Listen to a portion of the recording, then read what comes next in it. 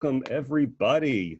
These are the Wine Bros. I am Chef Christopher Zarnecki of the Joel Palmer House Restaurant in gorgeous Dayton, Oregon. Well, gorgeous today, at least. We got rain again next week. I am accompanied by my brother Stefan of Black Tie Tours, Oregon's premier Oregon wine country touring destination company. Sorry, I'm not wording very well today. Yeah, I know. I should probably just rehearse it and practice, but yeah, you know. Yeah. So what's new? It's been a week. Actually, it's been 6 days. We're doing this on Thursdays now. Thursdays now, yes. Well, what's new? Well, the Rona. We're still social distancing. But the good news is Oregon's going to start reopening. For those of you who don't know, May 15th. Theoretically. Potentially, yes. May 15th at the earliest. May 15th at the earliest. We could have bars and restaurants and wineries, yes, opening potentially. So stay tuned. Well, what is your prediction? See, on one end of the spectrum, you've got people still super cautious, not wanting to do anything, and places like restaurants and bars reopening just being dead. And then on the other end of the spectrum, you've got we're free, and there just being a flood of people getting out again. Where do you think it's going to fall? If I was a betting man, I'd put my money on people, like locals here, getting out on the weekends, and the tasting rooms having to deal with numbers. That would be my instinct. Restaurants, I think here's the part of the problem is that some are going to stay closed because they simply can't maintain a profitable model, you know, with the restrictions that are going to be in place. So it's going to be really tricky. So people aren't going to know for sure that X place or Y place is definitely open. So I think restaurants is going to be a slower. Seating has to be 6 feet apart is one of the potential guidelines. And for us, that doesn't matter because we've got all the outdoor seating. But sure, I could see how some places with really small tables and tightly packed dining rooms could have a problem with reopening. That makes sense. And that's something I think be very appealing. Outdoor dining. Anywhere that I'm thinking about going out, do they have dining outside? And I would be working that on the Instagram and Facebook. Sure. Like, hey, look at the outside dining, you know. And I wonder what people's feelings are about having their servers wearing masks. You know, I know if you've been to the supermarket or Home Depot recently, everybody's wearing one. But in a dining environment, you know, especially fine dining, I'm really curious to get everybody's feedback on how that'll, you know, affect their eagerness to go out. Because that's one of the guidelines, that everybody needs to be wearing a mask. You know, gloves, non-latex gloves, all that jazz. So it's going to be an interesting few weeks, to say the least. Oh, my gosh. Yeah, I know. I think servers, if they have tables that they don't like, they could at least like cuss under their breath a little bit more easily with if they're wearing masks. So that's Can't read my lips if I'm wearing a mask. Well, we had a customer of ours, a regular, who actually made some of these for us. These are mushroom masks. Look, those cute little mushrooms. I mean, I won't say anything. I mean, these actually, if I could identify them, is probably what? Amanita muscaria, probably. That's what I'm thinking. You know, this is the Mario mushroom, red cap with white spots. Yeah, that'll give you a good bellyache at the very least. So, but hey, whatever. But potentially a good idea. Trip, so. What's that? But potentially a good trip. So. All right, so today our guest is Wynn Peterson Nedry.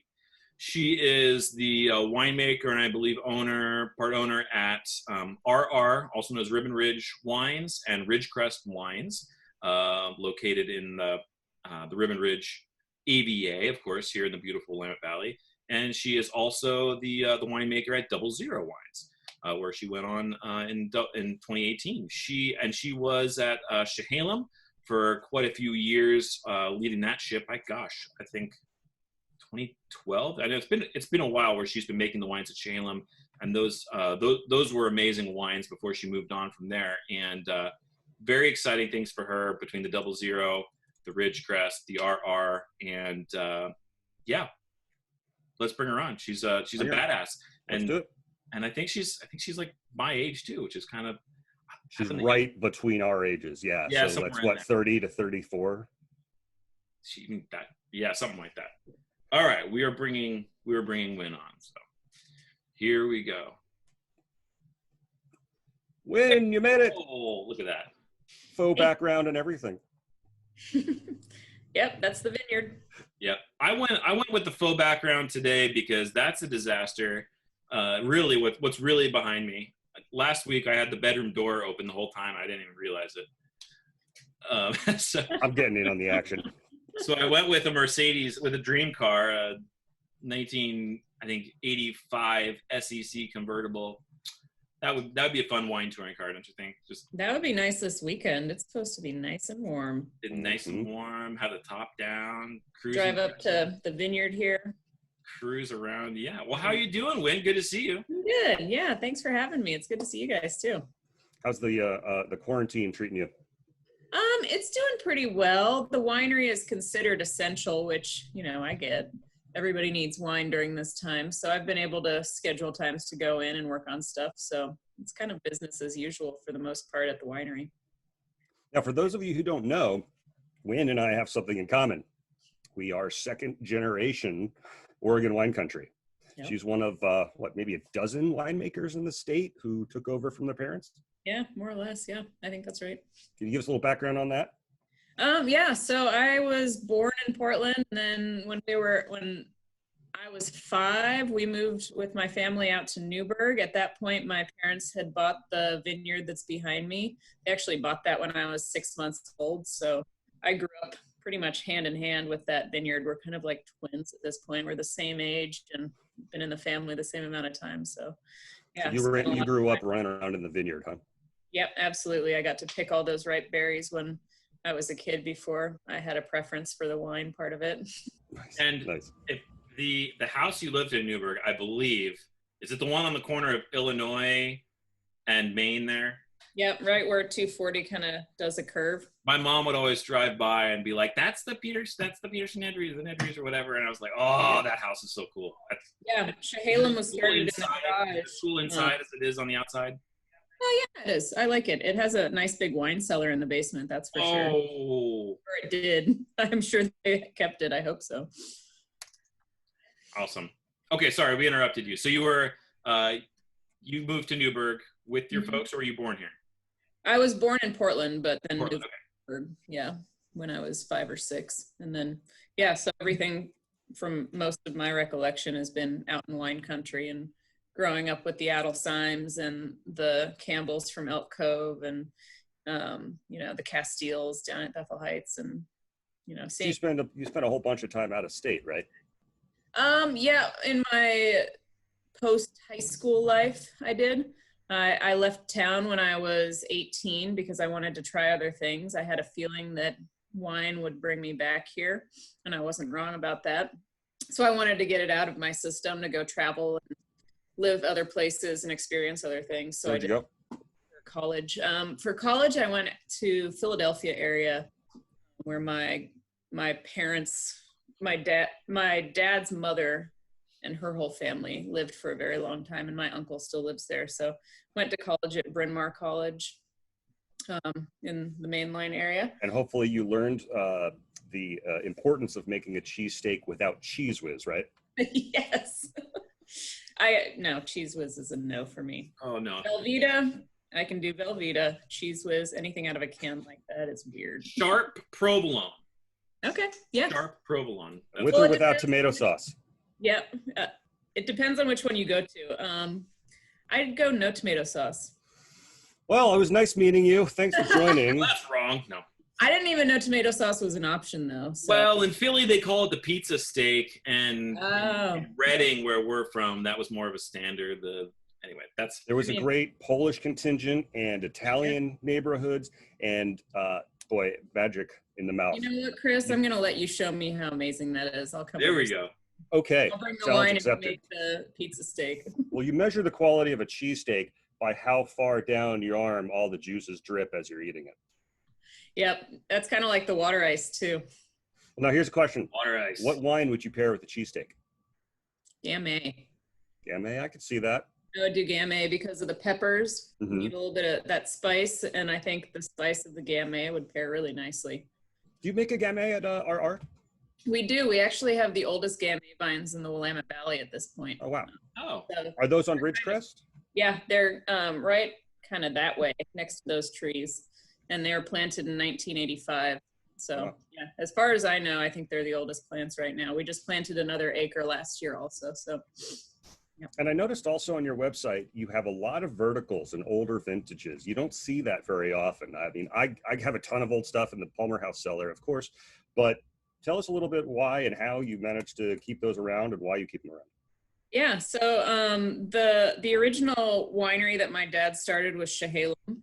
And so as Chehalem developed and grew, my dad's business partner, Bill, started his own winery called Stoller, and that's pretty well at this point. And at the same time, my dad wanted his own little label, and so he started Ribbon Ridge Winery, which is also known as RR. But we had the luxury, since we both were at Chehalem full-time, and that's what took a lot of our time. We had the luxury of releasing RR as we wanted, and we only made 300 to 500 cases a year of a single Pinot Noir. So we could hold on to it if it needed more time, and these wines were made for extreme aging. So we thought it was fun to hang on to half of each release as a library wine, so we could release these vertical cases to our direct customers and to people that really love aged Pinot Noir from Oregon. It's a really cool thing to see, because most people, as soon as they buy a bottle of wine, take it home and drink it. And if it's the current vintage, they never see how those age. So, yeah. In fact, what Stefan and I are tasting is the 2008. Yep. Have you? Did you open one for yourself? I actually had that a couple weeks ago, and I recall very well what it was like. I didn't have one at my. I forgot to get one at the winery on my way. Oh, darn. But I am drinking some Riesling from RR. So. Oh, there we go. Fine choice. I'm dry Riesling, I'm assuming. Yep, just a touch of residual, not a whole lot, just enough to balance the acid. All right, now you say at RR you make wines to lay down. Do you? One of the skills I'd like to attain by the time I'm dead is to figure out, when I taste a wine, get it in my mouth and go, this is going to age well. Do you have any tricks? Please give me some advice here. I think the 3 components that really help wines age are acid. Acid is number 1, important. Sure. Okay. Tannin, if it's a red wine. Mm-hmm.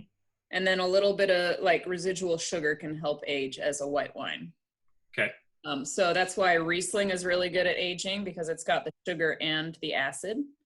And that's why a lot of red wines age so well, is because they have acid and tannin. So you can have less of one if you have more of another. And it pretty much, as long as you have a balance or a certain quantity of either one or all of those, then it can age pretty well. But out of the chute, it might taste kind of little too much. Well, that's the key for winemakers, is to make it taste great right off the bat, but also be able to withstand the long haul. So Chardonnays do really well at that too, because they do have some of that texture as well as acid. Usually there's no residual sugar in Chardonnays, but they've got enough texture and acid. And it's usually wood tannin rather than skin tannin in that case, but they age really well too. So. Well, as I was tasting this, I would not have pegged this as a 2008. It is still youthful. I mean, I dig older Pinots that have that bottle bouquet, the age, the dustiness, but I mean, this is still vibrant and bright, and it changed a lot in the glass since I opened it. Yep. At the restaurant, one of the things we do is, if it's an older wine, I always discourage decanting, because introducing all that oxygen, as helps or hurts the wine, depending on which wine it is. Change it quite quickly. Yeah, but you pour one bottle for 4 people, and you can sit there and watch that glass evolve over the next hour or even days potentially. Yep. And one of the keys with the Ribbon Ridge is we intentionally in 2008 switched to screw cap closures from cork. We had done experiments for about 10 years on screw caps versus corks. And just for that freshness aspect and having to add less free SO2 at bottling, screw caps were our closure of choice. So you heard it here first, folks. Yeah, screw caps are awesome for keeping wines in good condition over time. I mean, you still have to keep them out of the light. You still want to keep them cool between 55, 59 degrees, consistent temperatures. But, you know, with cork, there's so much variation. If I remember correctly, you actually were testing all these different types of corks from all these different manufacturers with all sorts of different levels of oxygen that could pass through. And the control bottle was the screw cap. Correct me if any of this is incorrect, because it's been a while since I read the article.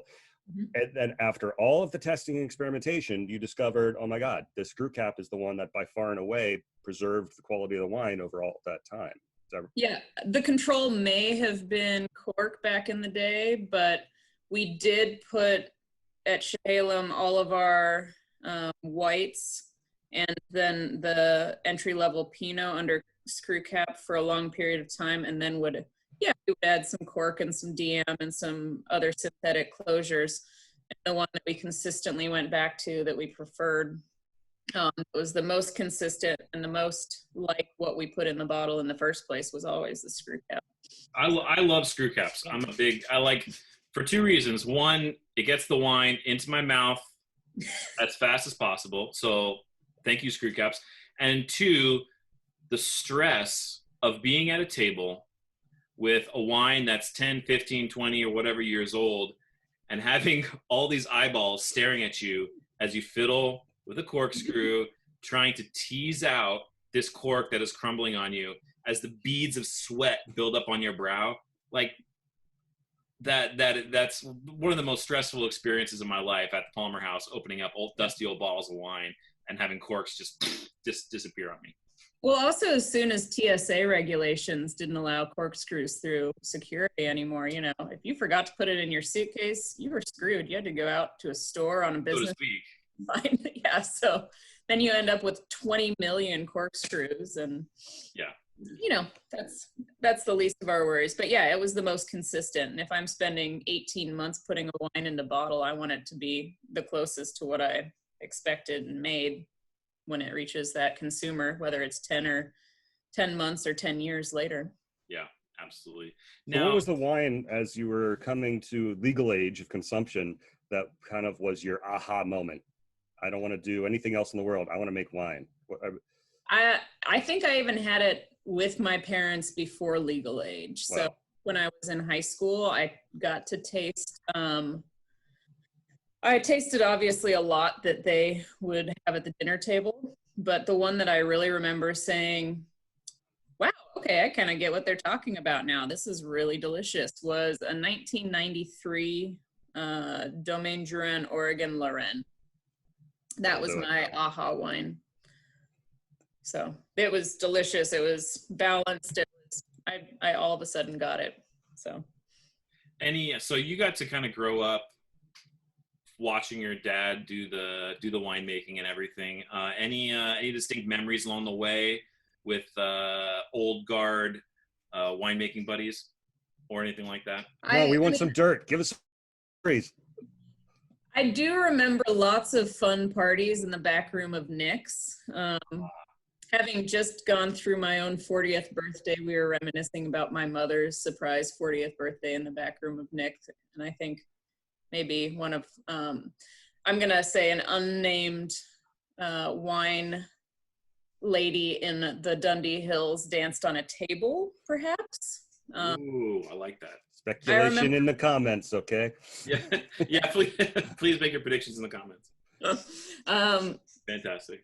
A lot of that kind of stuff. And then, of course, I think when all the Dijon clone Chardonnay and Pinot was being brought over to the U.S., and there was a lot of back and forth with the University of Dijon and David Adelsheim. I met a lot of, French winemakers and French researchers and the people that helped make all that happen back in the day. And I've got pictures of me as like a child next to these people that I had no idea who they were, and they ended up being a big deal in wine history. And I was like, okay, whatever. It's one of mom and dad's friends. Awesome. Great. Well, Wynn, we love, this is a delicious wine. And thank you. And how far back did you go in RR? When did you start making?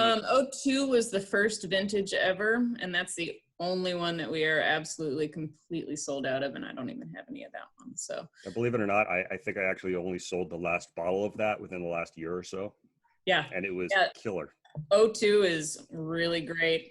I love the 04, the 05, the 07. I mean, all of them are delicious, and they've got different personalities. But yeah, we go all the way back to 03 right now as far as. All right.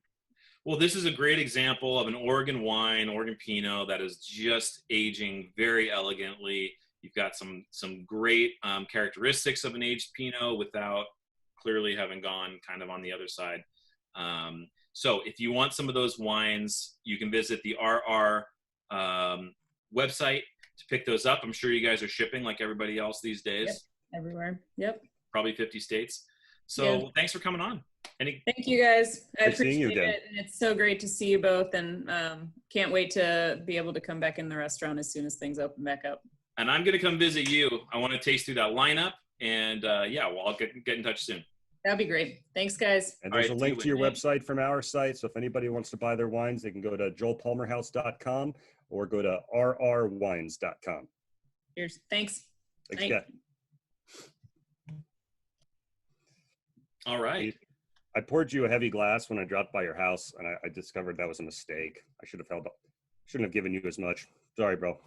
That's okay. I appreciate your mistake. That works out well.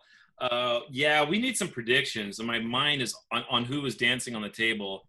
Ladies of the Dundee Hills. So I'm gonna think on that and maybe put my predictions in the comments. When did she say that was? When? When was the dancing on the table? Yeah, was it recently or was it like 10 years ago? I got the impression that it was back in the day more. Gotcha. It might have been Mom. At one of my wedding parties, where she had the band play Dancing Queen multiple times until everybody got into it. So true. Or Nanny. I mean, oh yeah. I don't know. Nanny probably wasn't getting around as well back in the late '90s, but she did enjoy dancing. So. Yep. Our grandmother, our dad's mom, she knew how to party in a very classy kind of way. She never got sloppy. She always had a smile on her face. Hilarious. Yep. She always knew a good song. I don't want to make any enemies, so I'm not going to speculate any further on who the dancing on the table was. But it's funny how Pinot does that to you. Oh yeah. All right. Well, brother. Well, you've got short ribs to eat, right? Yeah, I've been making short ribs. Put it in the oven at 1:00 today, and it's been cooking all day. And it's almost 7:30. I'm ready. So I'm gonna sign off here and get out and eat some dinner. Excellent. Well, thanks for doing this again. Don't forget, if you have questions, comments, join us at Facebook, the Joel Palmer House Facebook page, or our new YouTube channel where we're putting all of these videos up. If you have questions for winemakers who we've interviewed already or haven't interviewed yet, if you have any questions, technical questions, what were the best years, any kind of thing that you want asked, put it in the comments. Let us know, and we will follow up on that and give you credit for the question. Otherwise, stay safe, wash your hands, and hey, maybe we'll see you at the restaurant in a couple of weeks. That would be great. And if you need wine now, if you can't get out, happy to put together a mixed case for you or and ship it out. We can also deliver for free in the Portland area. Just visit blacktietours.com for information on that. And we will be curating wine packages just for you. Yeah, exactly. Well, all right, brother. Have a good night. Thanks a lot. And we'll see you next week, next Thursday. Rock and roll. All right. Bye. Adios.